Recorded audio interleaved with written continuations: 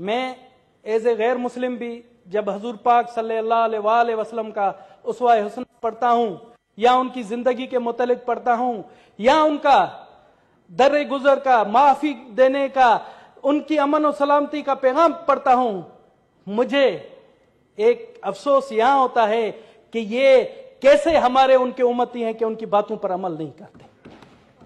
मैं ये तलख बातें कहूंगा आप सबके सामने, आज इसी हवाले से कहूंगा तलख बातें। मुश्ताक साहब आप सुन लें, आप सुने जो हमारे मजहबी अकाबरीन भी बैठे हुए हैं, सुने।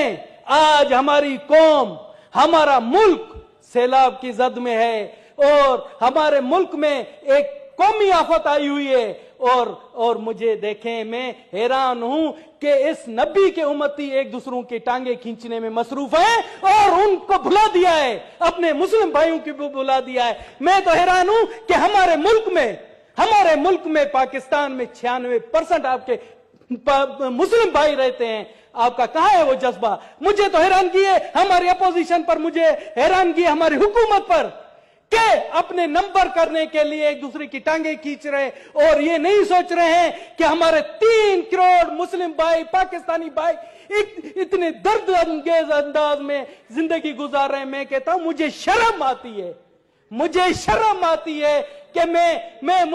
आती है। और ये महीना जो रबीउल अव्वल का महीना है, मैं कहता हूं मैं तमाम हुकूमती बेंचेस से भी, मैं कहता हूं अपोजिशन बेंचेस से भी, मैं कहता हूं हमारे कौमी रहनुमा हैं जो मेरे लिए तमाम काबिले इज्जत हैं। मैं उन तमाम कौमी रहनुमाओं की इज्जत करता हूं, चाहे मोहतरम नवाज शरीफ साहब हो, चाहे जरदारी साहब हो, चाहे इमरान खान साहब हो, चाहे मौलाना साहब हो फजल रहमान। मैं उनसे कहता हूं कि आपको रसूल अल्लाह की कसम है कि इस मौके पर मुत्तहद हो जाए। मैं आपके सामने झोली फैलाता हूं कि पाकिस्तान की तरक्की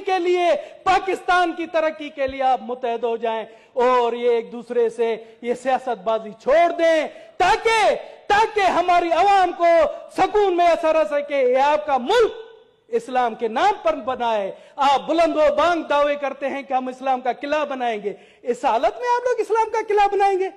एक गैर मुस्लिम की हैसियत से मैं आपको चैलेंज करता हूं कि मुझे शर्म आ रही है, मेरा दिल जल रहा है कि आप लोग कहां जा रहे हैं। आप जब इस्लाम का किला बनाना चाहते हैं तो यह हशर है आपका। आपने देखा है जनाब आला, मुझे सख्त अफसोस है, मैं जब जाता हूं मेरे बलोचिस्तान के हवाले से मैं अभी आपसे बात करूंगा कि सैलाब में वहां पर तड़प रहे हैं और